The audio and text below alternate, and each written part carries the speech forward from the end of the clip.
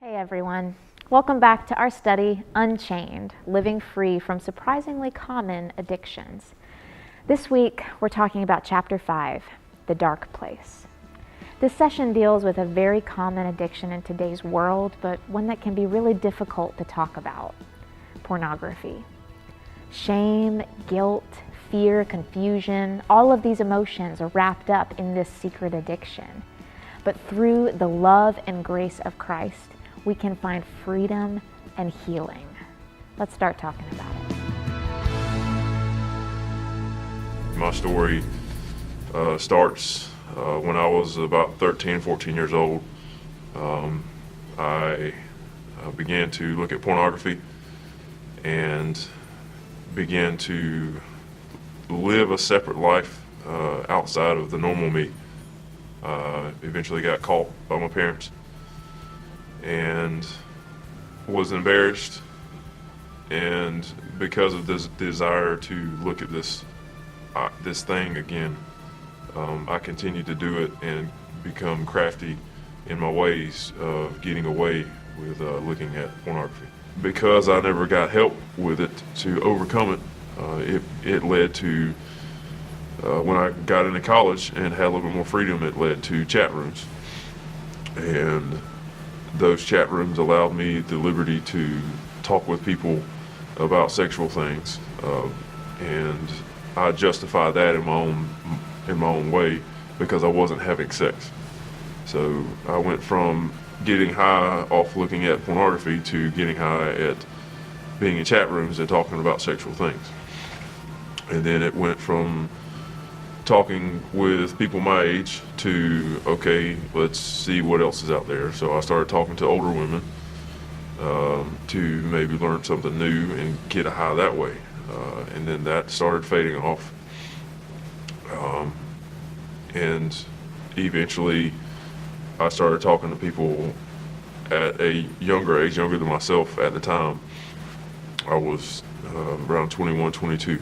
Ended up talking with a 12, 13-year-old female. Came across as young and naive, and that was new to me. I was slightly intrigued, and we talked. We chatted about some sexual things, and I had made the decision to go meet that person, and I had met people before offline from talking on the chat rooms. When I got to the house, everything was set up like was described from what we talked about on the internet.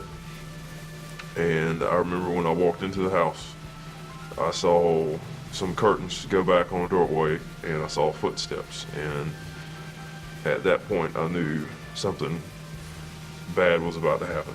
And when I made it into the house, a news reporter came out. And that was when my heart hit the floor, and I really did not know what to do. That's when my life changed. I was arrested. I was convicted of criminal attempt at child molestation and criminal attempt at sodomy. I was locked up for 722 days, which is 8 days short of 2 years.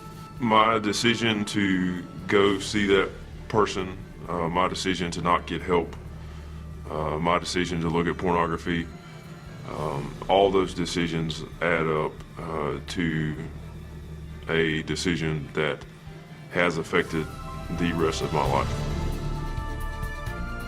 We see a lot of both men and women with the issue. Historically, it has been more men than women, but the last couple of years, it's about 50-50. The issues are pretty much the same. They get exposed to porn in some form or fashion, and then it seems to draw them in, and it becomes more and more prevalent, and then either it becomes an ongoing process that they just become convicted about. This is a problem in my life, or a stronghold, or more than likely, or more normal, I would say, is the spouse finds out or discovers something, and then it causes a problem in the relationship. Why are you doing this? Why am I not good enough? And that pretty much goes male, female, both ways. They tend to follow the same tracks, but there are some definite difference. And to really be specific, you have to understand what the first exposure to pornography is.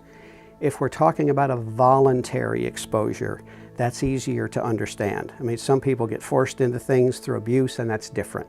So if we exclude them, if the first exposure is voluntary, a male will ordinarily be between the ages of 10 and 14 at first exposure. And for those that become regular viewers of porn, the regular viewing, the consistent viewing will usually begin within 3 to 6 months of the first exposure. For a girl, or for a female, same thing, for a female of age 10 to 14, the same exposure time for first exposure is at the same age as with males. And if they become a regular or frequent user of porn, the progression takes it takes a longer period of time.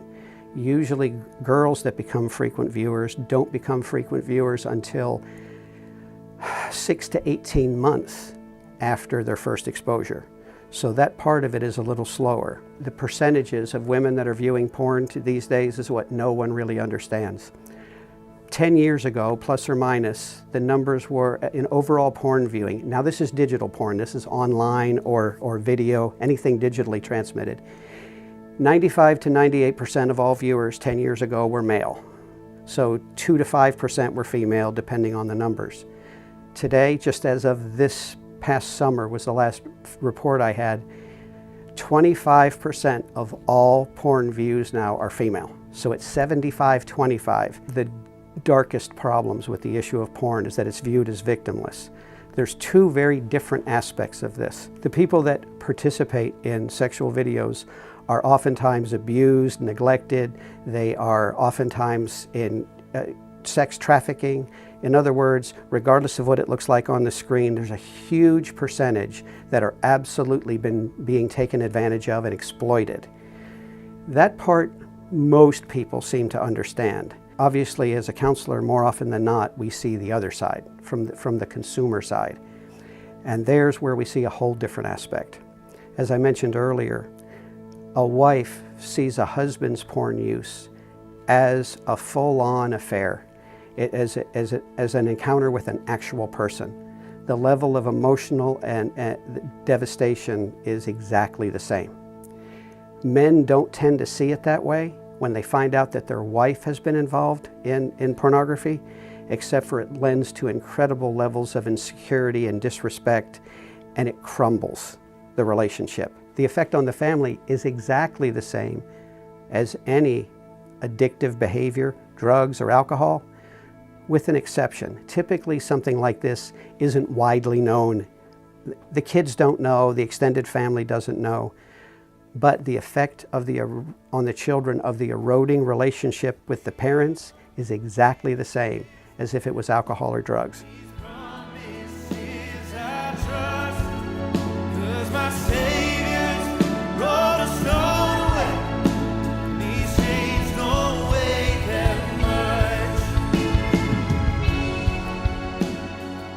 Hey guys, Kevin Mills here, and this is session 5, and honestly, this was the most difficult chapter for me to write for several reasons. First of all, this is a topic that we just don't talk about in church. I mean, hardly ever. I mean, my guess is if you look around at your home team meeting right now, there are a number of people who just didn't show up. I mean, maybe your leader sent an email or a text informing the group of tonight's topic, and several other prior commitments just suddenly came up for a lot of people. And I get that. I mean, it's awkward, and it's not something that most of us want to spend time sitting in a group discussing. But the second reason that this was hard is that as a guy, I very much understand the appeal of this vice. I mean, every guy, and especially in today's culture, lots of girls, are tempted by the extremely powerful pull of pornography. I mean, there are these natural, God-given desires within us, and they're ignited by pictures and by videos. The issue I see today for those who are followers of Christ is this. For decades, access to these materials was fairly limited. Now, for someone under 18, there was normally some challenge in acquiring materials. Most often access was gained because some friend knew a guy whose dad had a stash of magazines and he just happened to steal the August issue from 3 years back, hoping his dad wouldn't notice. Now, even those over 18 had to face a live cashier and ask for a magazine or order something over the phone and give a credit card number to a real person on the other end of the line. What those limitations did, in my opinion, was to make it easier for the average Christian guy or the average Christian girl who really wanted to pursue a life of purity, well, they were able to do so. I mean, they were typically not accidentally stumbling across images in Google searches, or more importantly, in weak moments, there wasn't this quick access to videos or images. But then in the late 90s, this thing called the internet came along, and suddenly everything became more difficult to avoid. I mean, access to images and video is now available virtually 24/7, wherever you are, and much of it for free. And sometimes, even unintentionally, a guy or a girl stumbles across something and it's difficult to shut it off. I mean, how are we supposed to fight a war on this many fronts? So if you've read the chapter on this topic, you saw the information about how much pornography has the same effect on our brains as drugs or alcohol.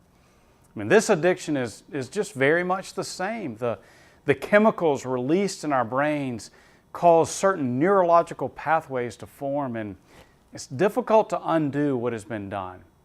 It is why so many people feel as if they were truly chained to this master. So what are we to do? How can we protect our eyes, and how can we protect our minds, and how can we protect our hearts? And how can we find healing from past mistakes? So a couple of things here. If you are the leader of your group and no one showed up to your meeting, then I hope you enjoyed this brief video, and I'm sure they'll be back next week. But if people are there, leaders, if your group is co-ed, this might be a good time to divide your small group into male-female groups for the discussion time. And I hope you have a great meeting and a really good discussion.